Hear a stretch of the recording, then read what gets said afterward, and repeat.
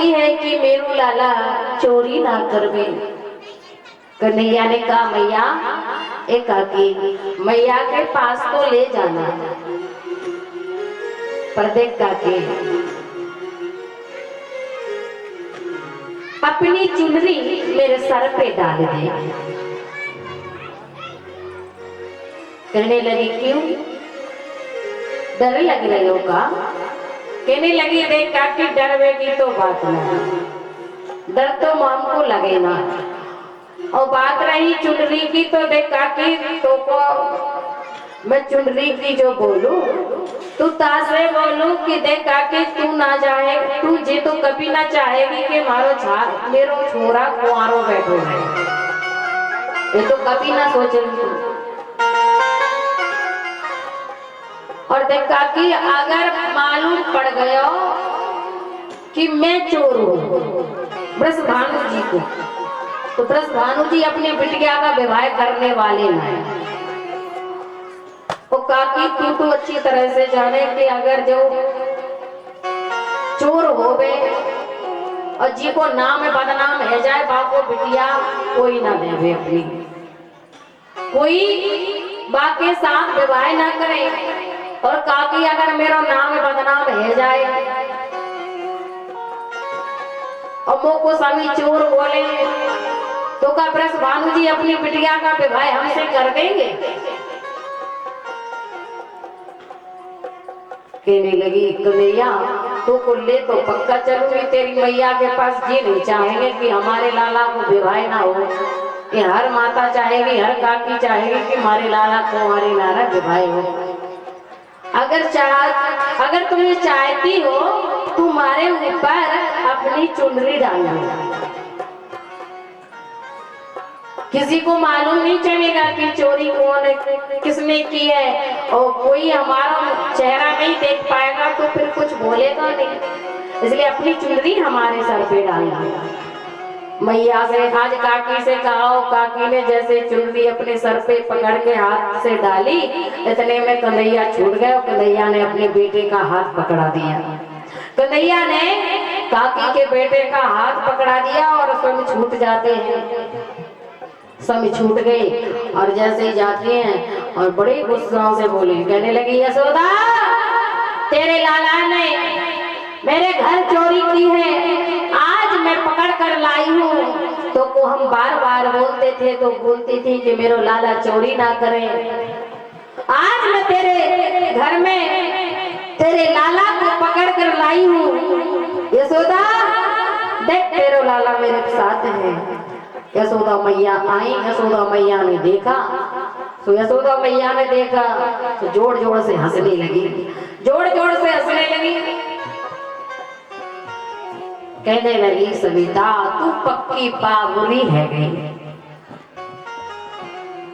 कहा मैं चोर पकड़ के लाई, तेरा बेटा चोरी करे और तू हंसे। कहने लगी पहले सही से तो देख ले, बोले तेरा ही छोरा है कोई और ना है। यशोदा मैया से कौन कहती है? सविता कहती है। कन्हैया को मैया ने बुलाया, कन्हैया को जैसे ही देखा सामने में और हाथ में पकड़े उस बालक का हाथ और बालक को देखा, सविता का खुद का बेटा निकला, तुरंत छोड़ दिया और वहां से चलती है वापिस, गाल फुला के टमाटर की तरह लाल पीली होकर के चल दिया। रास्ते में मिल गए कन्हैया, कहते एक काकी कैसो भयो ठीक लगो। कहने लगी कन्हैया आज तो तू छूट गयो पर अगली बार ना छूट पाएगो। कहने लगे एक काकी हमसे पंगा ले वो कोई ठीक ना है, अच्छी बात ना है। अगर तू शेर है तो हम भी सवा शेर है।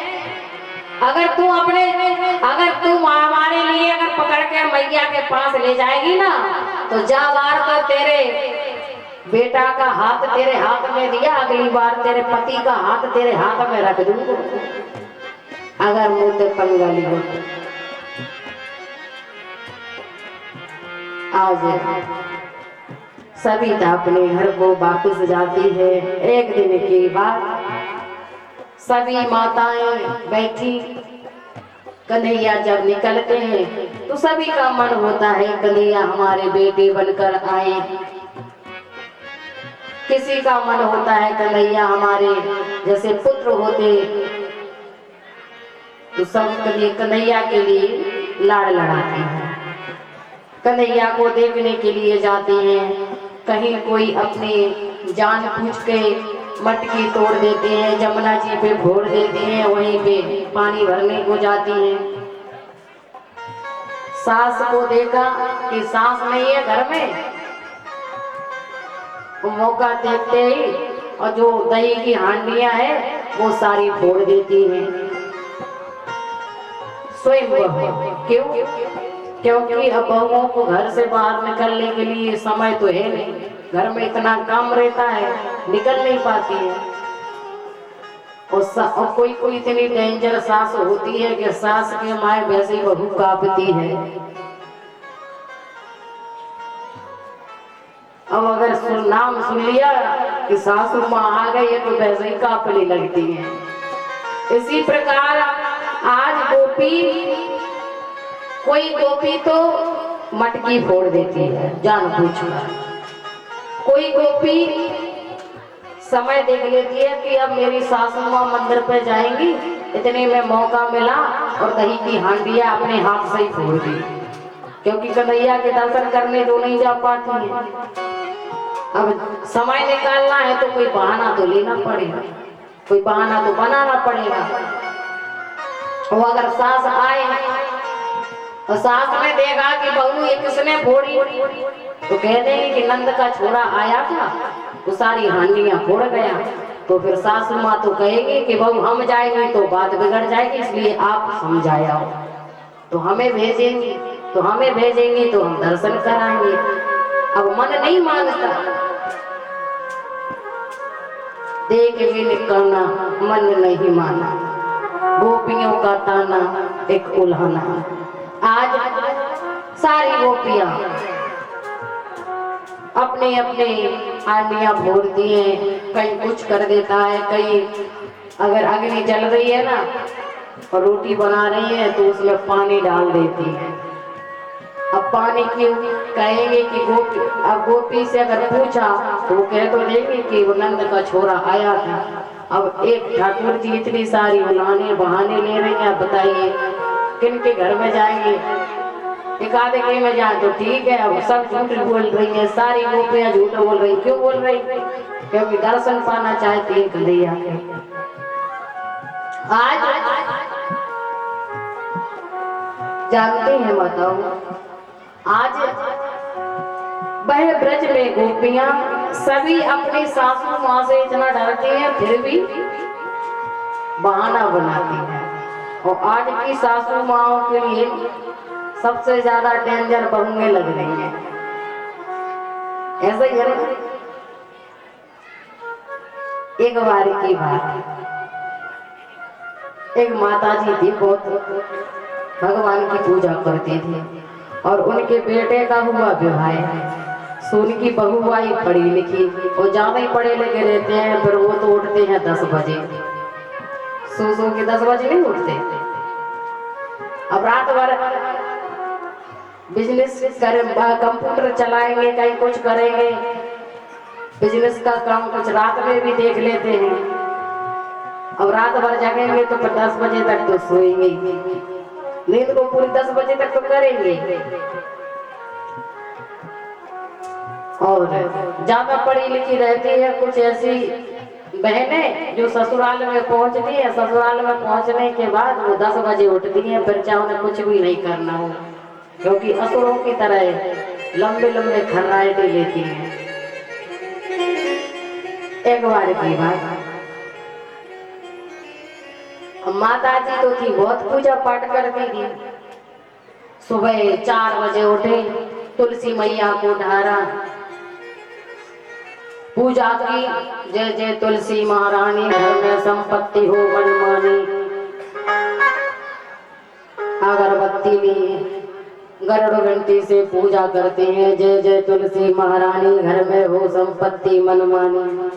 अब सास आरती करे और बहू के कानों में आवाज जाए तो बहू की नींद खराब। अब बहू की नींद खराब, बहू का दिमाग खराब।